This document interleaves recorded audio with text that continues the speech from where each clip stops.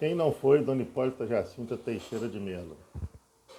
O que pode ser dito sobre essa figura histórica ligada ao episódio da Inconfidência Mineira e que teve seu nome escrito no livro de aço dos heróis e heroína da pátria, que fica guardado no Panteão dos Heróis da Pátria e da Liberdade em Brasília.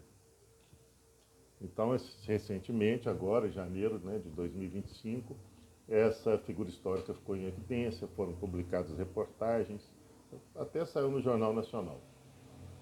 E eu vou aqui fazer uma crítica, tá, sobre o que foi dito sobre ela, publicamente. E quero só frisar o seguinte, esclarecer que em relação a esse livro de aço, eu não me importo com ele, não polemizo sobre ele, não quero saber se quem está lá tem mérito ou demérito. Eu não me preocupo com esse livro. O que me preocupa é com a história, com a forma de se contar a história. E nesse caso da Dona Hipólita, houve muita imaginação colocada em cima da documentação existente. Tá? Então, feita essa ressalva sobre eu não estar preocupado com esse livro, mas sim com a verdade histórica, né, eu vou começar aqui lendo o que foi publicado, no caso do G1, palavras de uma historiadora renomada, afamada, premiada, que foi entrevistada pelo G1, tá, e que justifica da seguinte maneira a homenagem à Dona Hipólita. Ela não só participa da conspiração, aspas, né? Ela não só participa da conspiração, como ela é uma liderança, na medida em que ordena e é obedecida. Então, é uma mulher extraordinária, completamente transgressora. É a mulher que vai para a cena pública e fala com a voz própria sobre a liberdade, sobre a república, sobre a independência. Isso é a transgressão mais difícil para a mulher até hoje, afirmou a historiadora e professora Heloísa Starling. Bom, eu vou relatar para vocês o que realmente existe nos autos de Devassa e que menciona a Dona Hipólita. Tá? Então, essa história começa com a prisão do Tiradentes, no dia 10 de maio de 1789, no Rio de Janeiro. Junto com o Tiradentes foi preso o coronel Joaquim Silvério dos Reis, o delator. Ele ficou preso por 11 meses até que a sua inocência ficasse demonstrada. E foram presas outras pessoas também, inclusive um cunhado de Dona Hipólita chamado Manuel Caetano. Tudo isso porque o vice-rei na época queria apurar quem havia ajudado Tiradentes numa tentativa de fuga. Tá? Bom, essa notícia chegou à capitania de Minas Gerais, né? E quando chegou em Barbacena, que então se chamava Igreja Nova, que fica no caminho, né, de Ouro Preto, antigamente Vila Rica, que era a capital, até o Rio de Janeiro. Então, quando chegou em Barbacena, um irmão desse Manuel Caetano, também cunhado da Dona Hipólita, escreveu comunicando sobre essas prisões. Quando a notícia chegou na casa de Dona Hipólita, que morava, para se ter uma ideia, perto de Tiradentes, entre Tiradentes e a cidade de Prados atual, ela tinha uma casa em Prados, ela e o marido, Francisco Antônio, tinham uma casa em Prados e uma fazenda, a fazenda da Ponta do Morro, entre Tiradentes e Prados. Então, quando essa notícia chegou, o marido de Dona Hipólita estava ausente, ele tinha ido para a capital, para Vila Rica, Ouro Preto. E na presença de um primo, aparentemente ela chamou esse primo, chamado Francisco José de Melo, foram escritas algumas cartas. A situação era perturbadora e era preocupante. Então, ela mandou uma carta para o marido, comunicando as prisões do seu irmão, Manuel Caetano, do Tiradentes e do Joaquim Silvério dos Reis, que, curiosamente, né, estava noivo de uma irmã de Francisco Antônio, né, eventualmente ali um cunhado, né? E aí o Francisco Antônio recebeu essa notícia e retornou. Uma outra carta foi escrita para a liderança do movimento ali na região, que era o Padre Toledo. Quem conhece Tiradentes sabe que ainda tem lá o solar do Padre Toledo, uma bela casa na cidade de Tiradentes.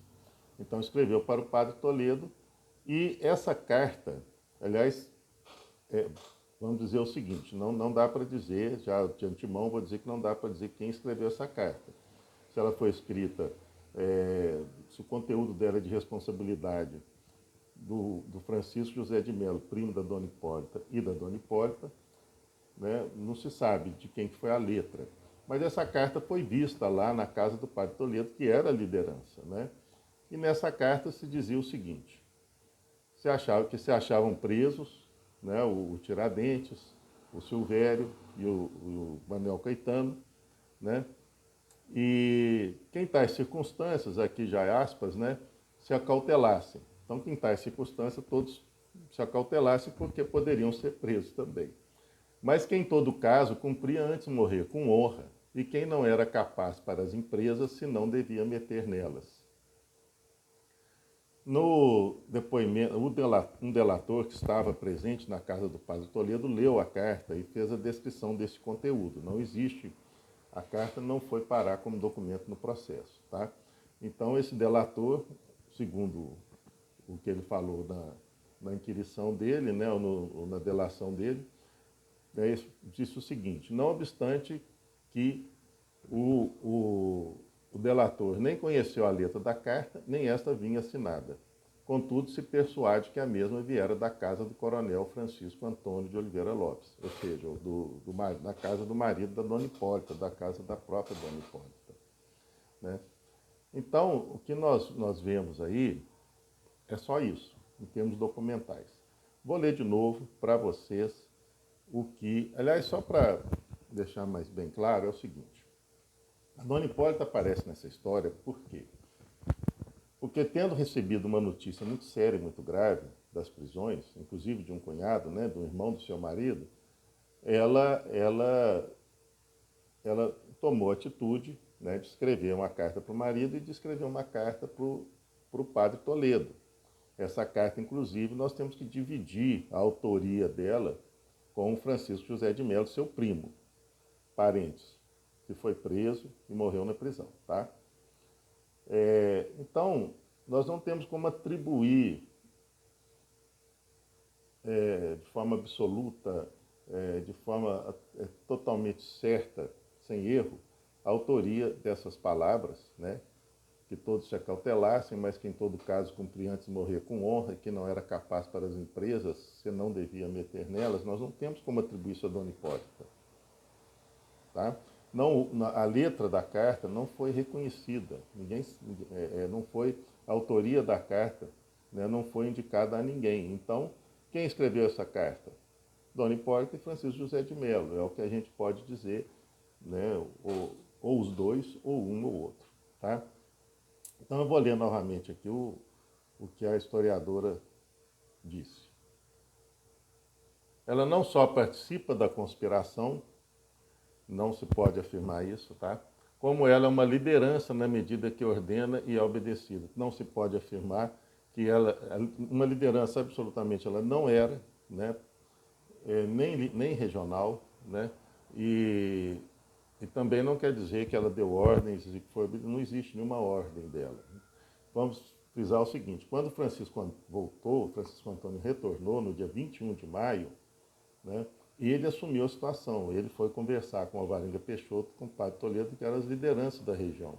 Então não foi a Dona Hipólita. O seu papel foi simplesmente, na ausência do marido, tomar uma atitude de, junto com o seu primo, eu acredito que ela chamou o primo para ajudá-la, né, fazer as comunicações que ela achou importante. Tá?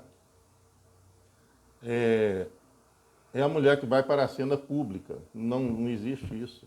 E fala com a voz própria sobre liberdade, sobre república e sobre independência. Também não existe isso. Né? Isso é a transgressão mais difícil para a mulher hoje. Olha, eu não simpatizo com isso. Eu acho que eu vejo uma maneira diferente.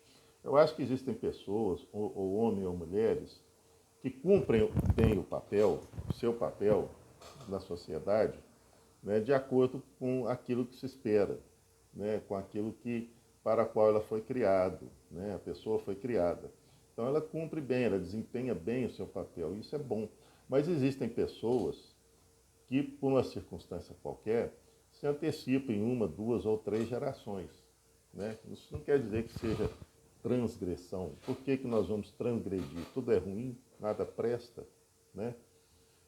O que nossos antepassados fizeram não presta, de maneira que tudo tem que ter uma transgressão. Será que Dona Hipólita quis ser uma transgressora? O maior respeito que se deve ter por Dona Hipólita, como por qualquer personagem histórico, é você observar o que a pessoa quis ser, respeitar o que a pessoa quis ser e o que a pessoa foi de fato, né? Então, a Dona Hipólita quis ser essa transgressora.